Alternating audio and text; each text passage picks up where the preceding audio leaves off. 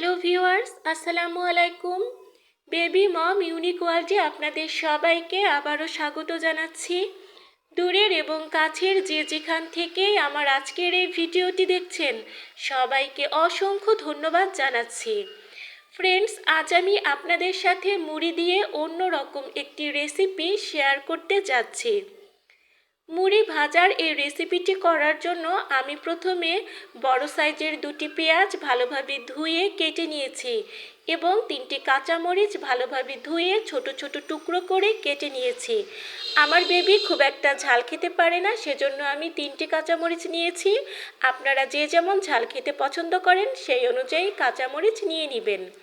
মুড়ি ভাজার জন্য তেলের প্রয়োজন হবে। আমি একটি আইসক্রিমের খালি বক্সে তেল নিয়ে নিয়েছি এবং একটি ফ্রিজে পরিমাণ মতো চিনি নিয়ে নিয়েছি। ফ্রেন্ডস, এবার আমি চলে যাব রান্নাঘরে।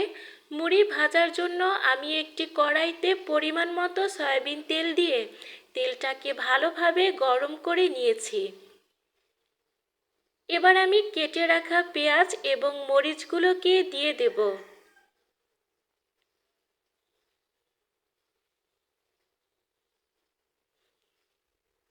এ পর্যায়ে গ্যাসের চুলা একেবারেই লো হিটে রাখতে হবে এবং পেঁয়াজ মরিচগুলোকে অনবরত নেড়েচেড়ে দিতে হবে।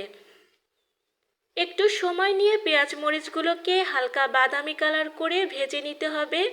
কোনোভাবে যেন পেঁয়াজটা বেশি ভাজা না হয় সেদিকে ভালোভাবে লক্ষ্য রাখতে হবে, কারণ যে কোনো রান্নায় পেঁয়াজটা যদি বেশি ভাজা হয়ে যায় তাহলে কিন্তু খাবারের টেস্ট নষ্ট হয়ে যায়। ফ্রেন্ডস, পেঁয়াজগুলো হালকা বাদামি কালার করে ভাজা হয়ে গেছে। এখন আমি গ্যাসের চুলোটা বন্ধ করে দিয়েছি, না হলে পেঁয়াজটা লাল হয়ে যেতে পারে। একটি বক্সের 2 বক্স পরিমাণ মুড়ি আমি দিয়ে দিয়েছি। এবার আমি তেল এবং পেঁয়াজ মরিচের সাথে মুড়িগুলোকে ভালোভাবে নেড়েচেড়ে মিশিয়ে দেব এবং গ্যাসের চুলাটাকে এবার আমি অন করে দিব। গ্যাসের চুলা লো হিটে রেখে এখন আমি অনবরত মুড়িগুলোকে নাড়তে থাকব।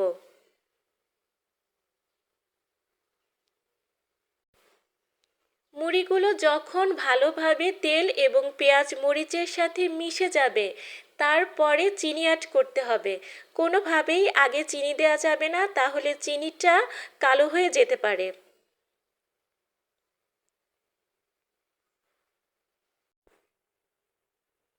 এবার আমি চিনি দিয়ে দিচ্ছি। চিনি দেওয়ার পর খুব সুন্দরভাবে চিনিটাকে নেড়ে চেড়ে মুড়ির সাথে মিশিয়ে দিতে হবে। একটু সময় নিয়ে কাজটা করতে হবে, না হলে মুড়ির গায়ে ভালোভাবে চিনিটা লাগবে না।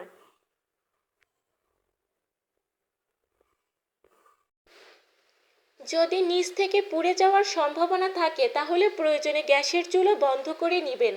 তারপরে চিনিটা যখন ভালোভাবে মেশানো হয়ে যাবে তখন আবার গ্যাসের চুলা অন করে দিবেন। ফ্রেন্ডস, আমার বেবি এবং আমি দুজনেই কিন্তু মুড়ি খেতে খুবই পছন্দ করি। চা দিয়ে মুড়ি, শরবত দিয়ে মুড়ি, ডাল দিয়ে মুড়ি, মুড়ি যেভাবে দেয়া হোক না কেন আমার বেবি কিন্তু কখনোই মুড়িকে না বলে না। আর মুড়ি যদি এভাবে ভেজে দেওয়া হয় তাহলে তো কোনো কথাই নেই। ভাজা মুড়ি আমার বেবি খুবই পছন্দ করে। একবার ভেজে কিন্তু অনেক দিন মুড়িটাকে সংরক্ষণ করা যায়। একটু ঠান্ডা হলে তারপরে বয়ম ভরে রাখতে হয়। এটা আপনারা কমপক্ষে 15 দিন সংরক্ষণ করে খেতে পারবেন। আমার মুড়ি ভাজা কিন্তু প্রায় হয়ে এসেছে। মুড়ির কালারটা যখন বাদামি কালার হয়ে যাবে তখন কিন্তু গ্যাসের চুলোটা বন্ধ করে দিতে হবে। ফ্রেন্ডস, আমার মুড়ি ভাজা কমপ্লিট। আমি এখন আপনাদেরকে পরিবেশন করে দেখাবো। দেখতেই পাচ্ছেন আমার মুড়ি ভাজার রেসিপিটা দেখতে কতটা আকর্ষণীয় ও লোভনীয় লাগছে। খেতেও কিন্তু খুবই মজাদার হয়। আপনারাও বাসায় ট্রাই করবেন। ছোট বড় সবার কাছেই এই মুড়ি ভাজার রেসিপিটা অনেক বেশি পছন্দের হবে ইনশাল্লাহ। মুড়ি স্বাস্থ্যের জন্য খুবই উপকারী। মুড়িতে রয়েছে উচ্চ মাত্রার শর্করা, যা শক্তি বৃদ্ধিতে সহায়তা করে। মুড়ি খেলে ব্লাড প্রেশার নিয়ন্ত্রণে থাকে এবং মুড়ি হার্ট অ্যাটাক প্রতিরোধ করে। মুড়িতে রয়েছে ক্যালসিয়াম, আয়রন এবং ফাইবার, তাই মুড়ি খেলে হাড় ও দাঁত শক্ত হয়। বাচ্চাদের ব্রেইন ডেভেলপমেন্টেও মুড়ি সাহায্য করে।